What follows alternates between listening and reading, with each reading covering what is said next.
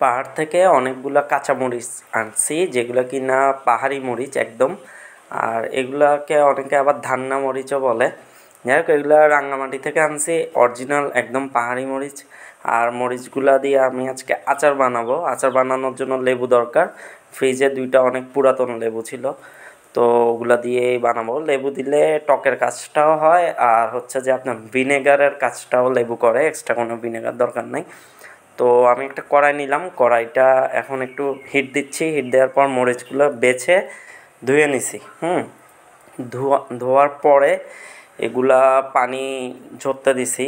পানি ঝরতে দেওয়ার পর এদিক দিয়ে আমি লেবুগুলা থেকে রসটা নিয়ে নিছি, ঠিক আছে, একটা বাটিতে নিয়ে নিছি। আর হচ্ছে যে রসুন কুচি করে নিছি। আর এই কাজগুলো আমার বউ করবে না, এজন্য আমাকে করতে হচ্ছে। কি আর করার।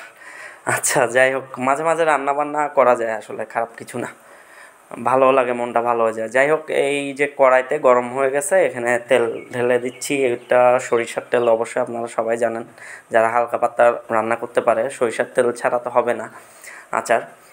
তো এরপরে আমি হিট দিচ্ছি। আর হ্যাঁ, হিট হওয়ার পরে প্রথম দিকে আমি এখানে রসুন দিয়ে দিব। রসুনগুলা দেওয়ার পরে রসুনটা ভেজে নিতে হবে আর কি, ঠিক আছে। আমি রসুনের যে চোকলা খোসা বলে আর কি, ওটা আমি ছাড়াই নাই, কারণ ওটা আমার ভালো লাগে। ওটা ভাতের মধ্যে পাইলে খাইতে ভালো লাগে, তো ওটা সহ দিয়ে দিছি আমি।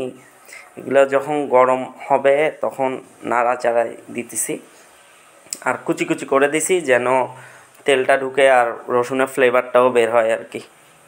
এরপরে আমি যেটা করব, হালকা পাতলা নাড়াচাড়া করার পরে ওই যে কী বলে, হ্যাঁ, পাঁচফোড়ন, হ্যাঁ, পাঁচফোড়নটা ঢেলে দিচ্ছি। এটা নাকি ধুয়ে দিতে হয়, আমি না ধুয়ে দিয়ে দিছি। মানে ওই সিজনাল শেফ তো, যা হয় আর কি। যাই হোক, না ধুইলেও সমস্যা নাই, হোটেলে তো কত কিছুই খাই ফেলি। আচ্ছা, যাই হোক, আর এই আচারটা তো আমি খাবো, হ্যাঁ, কারো ইচ্ছা হলে খাবে কেউ। রুচিতে না দিলে আমার ওয়াইফ খাবে না, আমার কোনো সমস্যা নাই, আমি খাইতে পারবো। আচ্ছা, এখানে ওই যে পাঁচফোড়নটা ভেজে নিতেছি, আর রসুনটাও যখন এই যে ব্রাউন হয়ে গেছে, তখন আমি লেবুর রসটা এখানে দিয়ে দিছি। হুম লেবুর রসটা দেওয়ার পরে এটা একটু মানে তেলের মধ্যে পানি পড়লে যেমনটা হয় আর কি, ওরকমটা হয়েছে। এরপরে আমি ওই যে মরিচগুলা, পাহাড়ি মরিচগুলা, এগুলা আমি ধোয়ার পরে কালেক্ট করতেছি। কালেক্ট করার পর এখানে রাখতেছি যেন পানি ঝরে। আর এদিক দিয়ে আমি মশলা দিচ্ছি। হ্যাঁ, মশলা এখানে মরিচ গুঁড়া দিচ্ছি, এই যে এটুটুক দিলাম।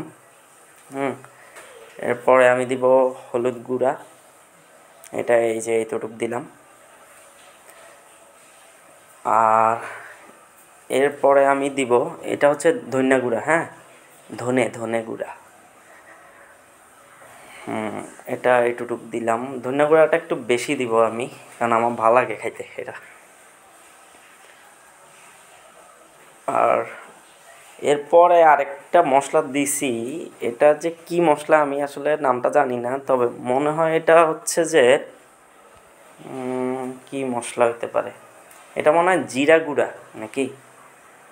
আর এই মশলাটা অনেক কমে গেছিলো, আর এক হাতে মোবাইল ধরছি, আর এক হাতে এটা নিতে আমার অবস্থা খারাপ হয়ে যাচ্ছিলো। যাই হোক, একটু একটু করে এরপরও কয়েকবার দিছি, মানে ভালো পরিমাণে দিছি যেন, কারণ মশলাটা আমার একটু ঝাঁঝালো মনে হচ্ছিলো, তো এটা একটু বেশি পরিমাণে দিছি যেন ফ্লেভারটা ভালো হয়, একটা সুগন্ধ আসে আর কি।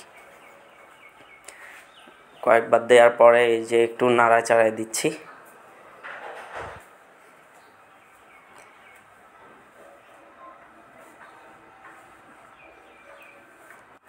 তো এরপরে আরেকটু নাড়াচাড়ায় দিলাম। আর চুলার হিটটা এরকমই রাখছি, একটু কমাই দিচ্ছি, কারণ হচ্ছে যে ওই মশলাটা যখন কষাবো আবার পুড়ে টুড়ে যেন না যায়। এরপরে লবণ দিলাম। লবণটা হতে পারে একটু বেশি, তবে মনে হচ্ছে এটুটুক দেওয়াই বেটার হবে, কারণ আচার তো, আচার মানে লবণটা বেশি দিলে তাহলে শুধু দেখা যাবে যে এটা দিয়ে ভাত খাওয়া যাচ্ছে। যদিও খুব একটা বেশি খাইতে পারি না ভাত, কারণ ডায়েটে থাকতে হয় অলওয়েজ। আর এই যে সেই পাহাড়ি মরিচ, যেগুলোকে সুদূর রাঙ্গামাটি বনরূপা বাজার থেকে নিয়ে আসছি, আর এখানে এনে চট্টগ্রামে এগুলোকে রান্না করতেছি, আচার বানাচ্ছি। আচ্ছা, এরপর এগুলাকেও একটু নাড়াচাড়ি মিশাই দিলাম মশলার সাথে।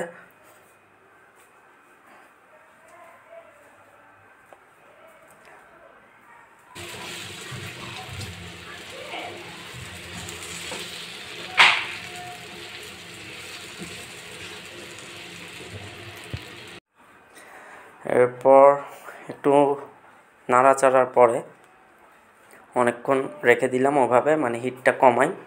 তারপরে আবার একটু সরিষার তেল ঢেলে দিলাম, কারণ আমার মনে হচ্ছিল যে এখানে আর একটু সরিষার তেল দেওয়া উচিত।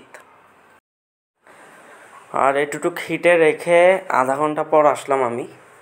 আধা ঘন্টা পর যখন আসলাম, হিটটা একটু কমায় রাখছি কারণ যেন পুড়ে না যায়। হ্যাঁ, আপনারাও এটা করতে পারেন, কারণ পুড়ে গেলে আবার আচারটা তিতা তিতা হয়ে যাবে গা। তো একটু হালকা হিটে রেখে আমি চেষ্টা করছি যে এই যে তেলটা বের হয়েছে দেখছেন, তেলটা বের করার ট্রাই করছি। আর মানে কুকটা একটু স্লোলি করার ট্রাই করছি। কুক হয়েছে কিন্তু স্লোলি। আর আর পরে আরও আধা ঘন্টা পর যখন আসলাম, তখন হলো যে আমি চুলাটা একটু বড় করে দিছি, যেন এখন একটু ভালো দমে যেন কুকটা করতে পারি। আর সাথে সাথে নাড়াচ্ছিলাম যেন কোনো দিক লেগে না যায়।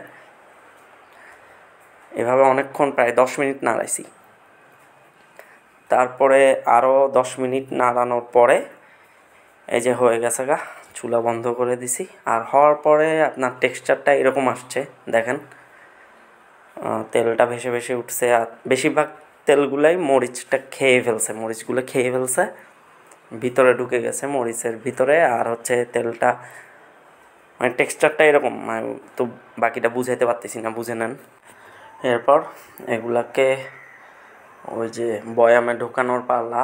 আর এই ছোটো বয়ামটা আমি ওয়াশ করে নিলাম,